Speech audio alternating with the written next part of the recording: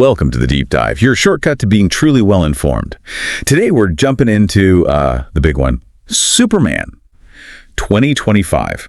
Our mission really is to unpack it, all the reviews, the analysis, distill what's important, the creative choices, what critics thought, and what it all means for Superman, for the DCU, the whole thing.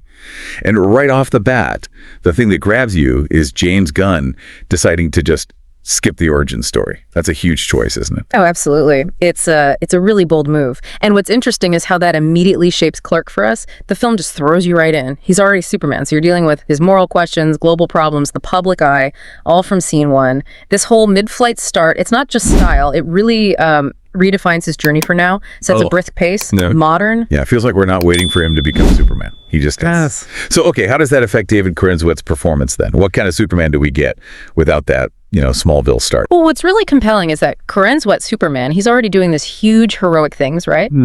But the film doesn't ignore his doubts, his human side. He gives this really heartfelt performance. You get that Christopher Reeve warmth, definitely. But there's a new vulnerability there, too, which makes him feel, well, relatable, even when he's, flying. That balance sounds key. And what about Lois Lane? How does Rachel Brosnahan fit in with this Superman? Oh, Brosnahan's Lois is fantastic. A real standout. She's portrayed as super intelligent, has this strong moral compass, and she's deeply involved in everything. She's definitely not a damsel in distress here. She's proactive, a vital presence. It's a great evolution for the character, I think. A strong force. Okay, so Superman dealing with his power, a really capable Lois. But what about the villain? Every hero needs a good villain. How's Nicholas Hoult as Lex Luthor?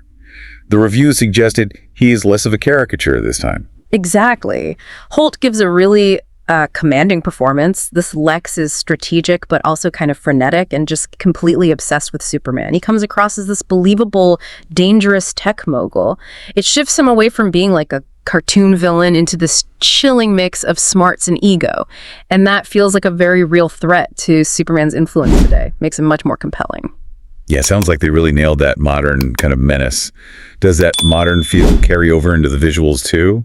Or is it more classic comic book? Right, so moving from the performances to like the look and feel of the film, the review describes the aesthetic as just dazzling, full of color, lots of kinetic camera stuff, pure comic book energy, but Metropolis really pops, it's vibrant. And yeah, the flying scenes, the Fortress of Solitude, they apparently look stunning. Sounds visually spectacular. Yeah. But I did see that critique pop up about maybe too much CGI. How does that affect things?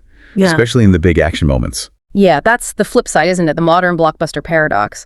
Dazzling CGI can give you amazing spectacle, but the review points out that relying on it too heavily, especially in those big emotional beats, it can kind of thin out the human connection. So while it looks polished, the really CGI-heavy climax, it can feel a bit emotionally distant for some. It's a tricky balance, spectacle versus grounded emotion, and maybe it tips a bit too far here sometimes. It's a fine line, definitely. When the spectacle might overshadow the feelings, does that mean the action felt less exciting or less meaningful maybe? Yeah. And, okay, beyond the visuals, how does Gunn handle those modern themes you mentioned, like immigration, media, mistrust? Does it feel natural or tacked on? Well, that's where the film's aiming for deeper relevance, I think. Things like that fictional war between Bolivia and Jahanpur and Lex Luthor running his disinformation campaigns, those are clearly meant to echo real-world stuff we see today. It helps ground Superman in our, let's be honest, pretty fractured world. But the review does also mention that while those themes are there, they maybe aren't always fully explored, which, is tough to do in a big blockbuster. Sounds like a lot to juggle, for sure. And besides Superman, Lois, Lex, there's this whole other group of heroes, right? Yeah. Let's talk about the Justice Gang, Green Lantern, Hawk Girl, Mr. Terrific. How do they fit in? Yeah, the Justice Gang, their role seems to be adding that ensemble feel and definitely some comic relief. Edie Gathegi as Mr. Terrific and Nathan Fillion as Guy Gardner are mentioned as standouts. They apparently get some good moments, but having so many characters does create a bit of a challenge. And that challenge being, they feel a bit underused. Like they add buzz, but maybe not enough substance. Yeah. How does that affect the movie's pacing overall? Exactly right. The review suggests the narrative can feel a bit overstuffed sometimes. You've got all these characters, all these themes, and apparently the middle part of the film drags a little as Gunn tries to balance all the character arcs, plus the world building, plus setting up future DCU movies, which leads directly to another point some critics brought up. the emotional stakes. Ah, right. The emotional stakes. The argument being they don't quite hit as hard as maybe past Superman stories did. Especially because they skipped the origin and that early relationship stuff. Is that fair? It's a valid point critics are making, yeah. By jumping right into the action with an established Superman, you miss those foundational moments. And for some viewers, those moments are really key to feeling the full emotional weight of his journey later on. It's kind of the trade-off you make for that mid-flight beginning we talked about. Okay, so some criticisms about pacing, stakes. But despite that, it seems like audiences and most critics actually reacted pretty positively. Rotten Tomatoes score around 83% from critics and audiences.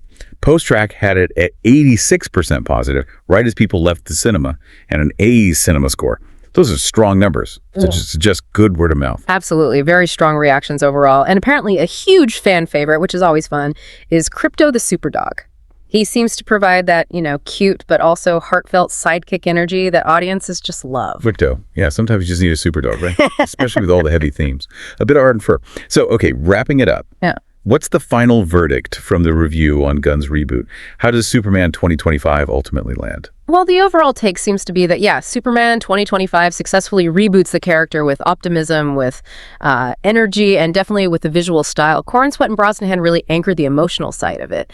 And Holt's Luthor gives you that credible modern threat. It feels like a solid start. Right. So even with maybe a few bumps trying to launch a whole universe, the film delivers a hopeful, relevant Superman for today. That's the gist. It's ambitious, maybe tries to pack a little too much in sometimes, and occasionally buckles under that scope, but ultimately the review says it delivers an earnest, entertaining blockbuster. It feels like a refreshing launch for the DCU. Worthy of hope, even if it's not quite perfect yet. Okay, so that leaves us with a final thought, something for you, the listener, to chew on. Given everything we've talked about this deep dive into Superman 2025, how it tries to ground him in today's world, skipping the familiar origin, what does it really mean for a classic hero like Superman to feel relevant and hopeful for a new generation without leaning on those foundations we all know so well? Something to think about.